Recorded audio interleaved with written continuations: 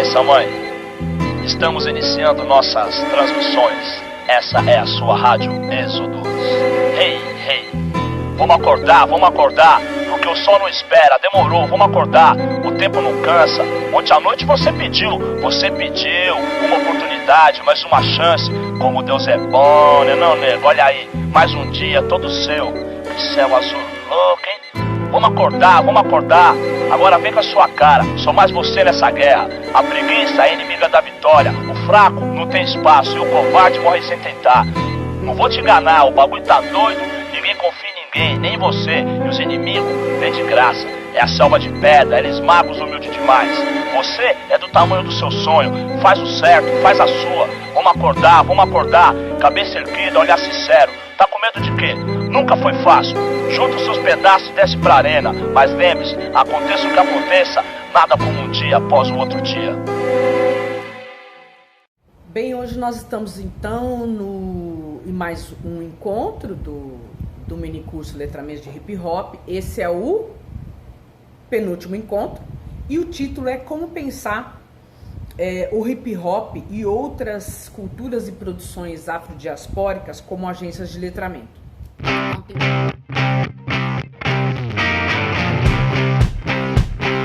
Há um tempo atrás, quando eu defendi a tese, ou um pouco antes, eu tinha de explicar exaustivamente todos os elementos do hip hop. Hoje menos. Então vamos lá. Acho que todo mundo já sabe o que é o rap, né? O rap que tá na TV, o rap que tá nos centros culturais, o rap que tá nos comerciais, enfim.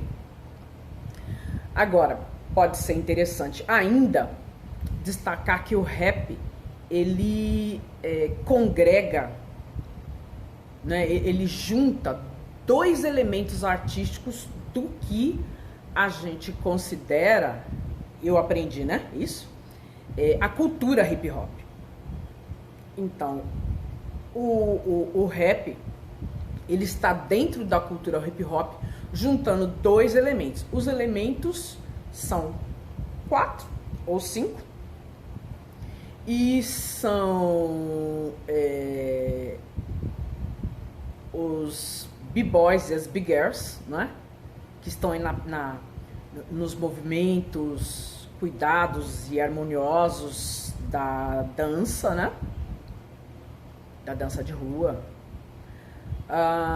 Você tem os grafiteiros e as grafiteiras, e depois eu quero falar em especial, né, do grafite, que eu sou assim apaixonada, eu moro em Salvador, e aqui a gente consegue ver o grafite no nosso roteiro, né,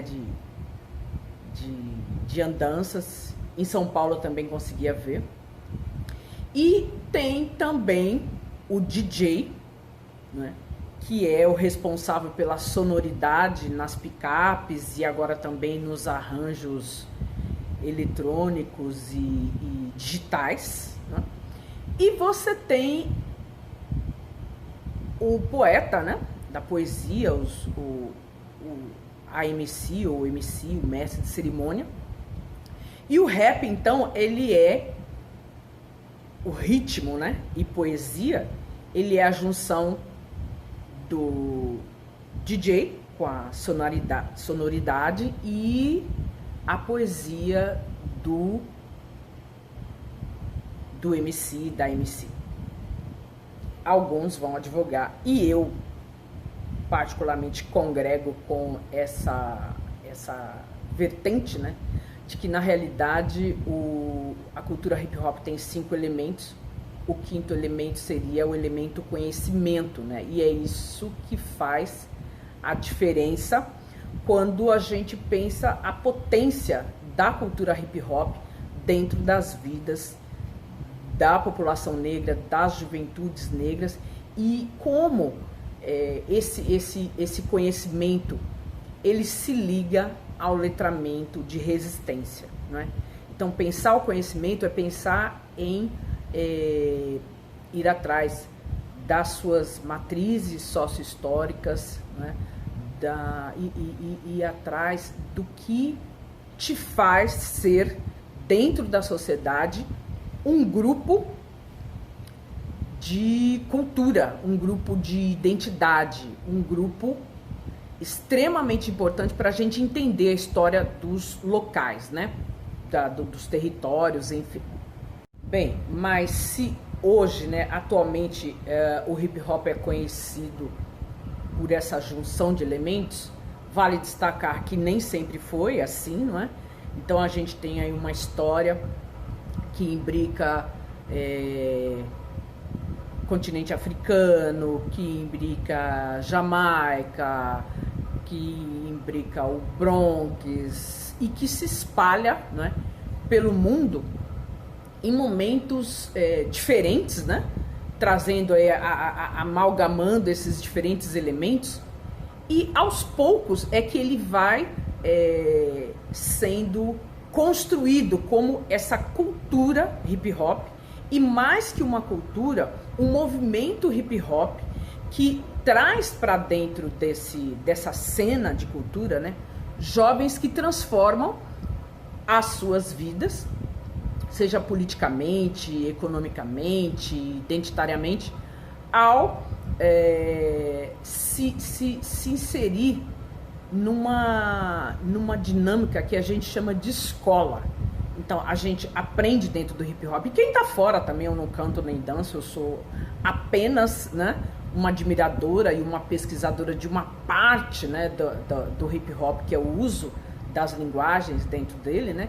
Então a gente aprende a ver, a escutar, a analisar sobre as questões que nos cercam,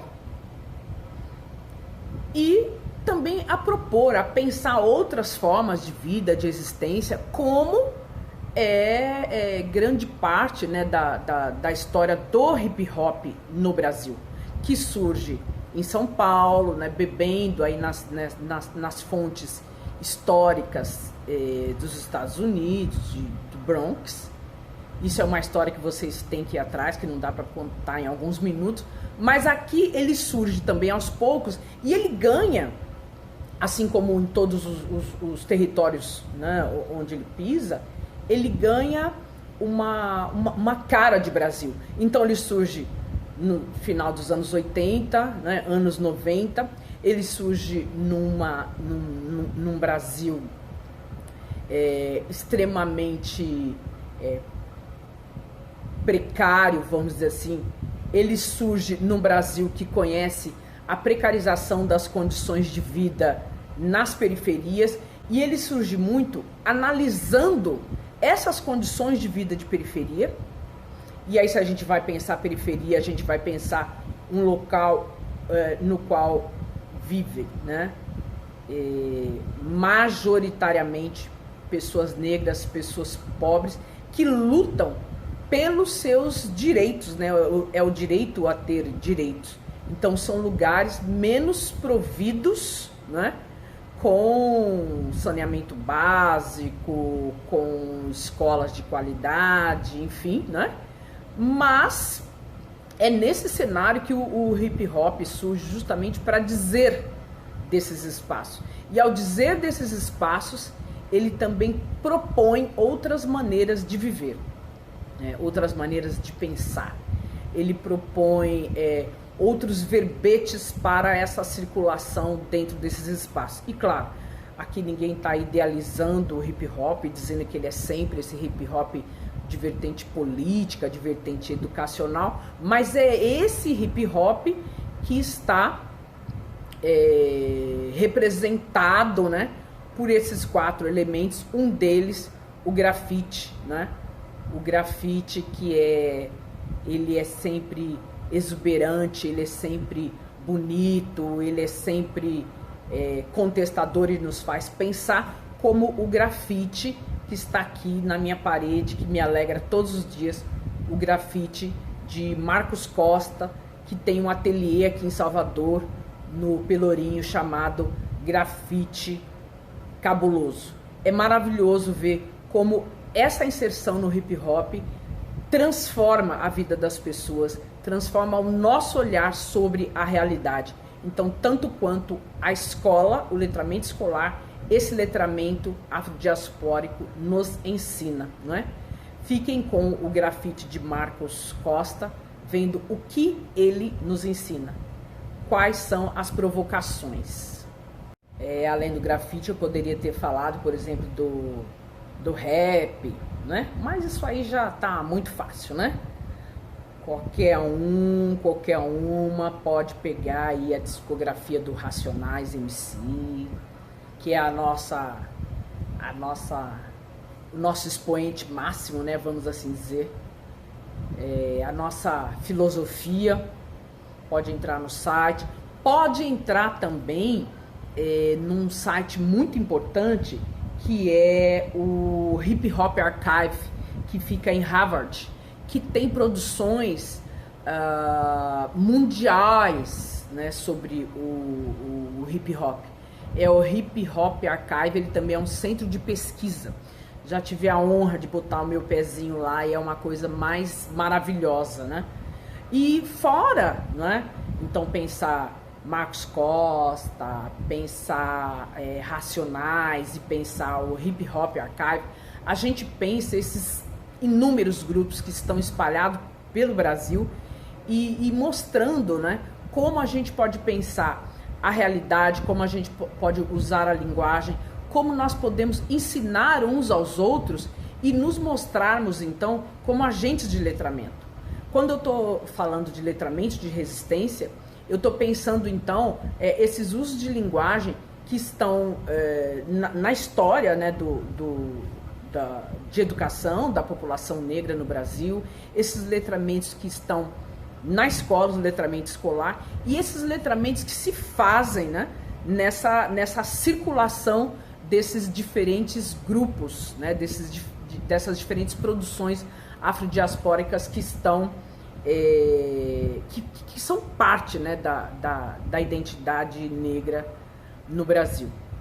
E aí, claro, não estou falando só de homens, mas estou falando hoje, né, de uma produção hip hop que tem as mulheres, que tem travestis, que tem trans, que tem todos esses grupos, né, classificados como socialmente minorizados, trazendo a sua vida, trazendo a nossa vida para dentro desse espaço de aprender, né?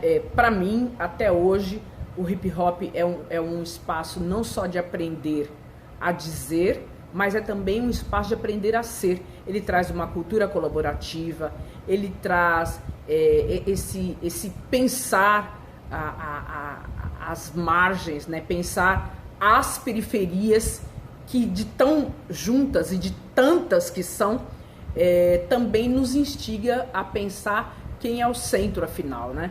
Então, se sociologicamente o centro são os espaços providos de todos os equipamentos públicos, de todos os direitos, as periferias estão dizendo para a gente que nós podemos também deslocar esse olhar e pensar na vida das pessoas quais são as centralidades importantes.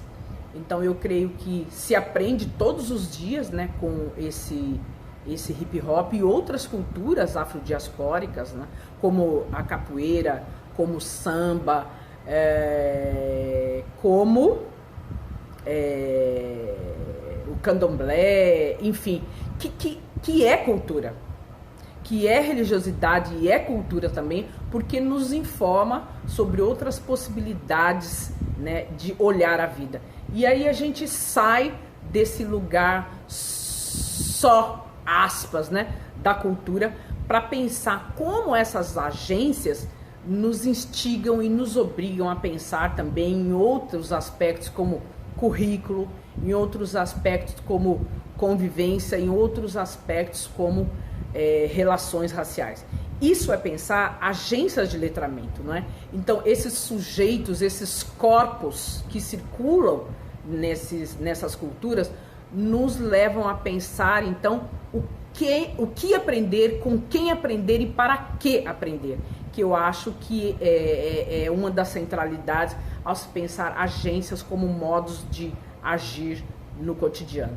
Então, eu creio que a gente continua um pouco mais essa discussão no nosso último encontro e eu espero que vocês visitem o Hip Hop Archive e que vocês pesquisem sobre Marcos Costa e Ateliê Grafite Cabuloso aqui em Salvador.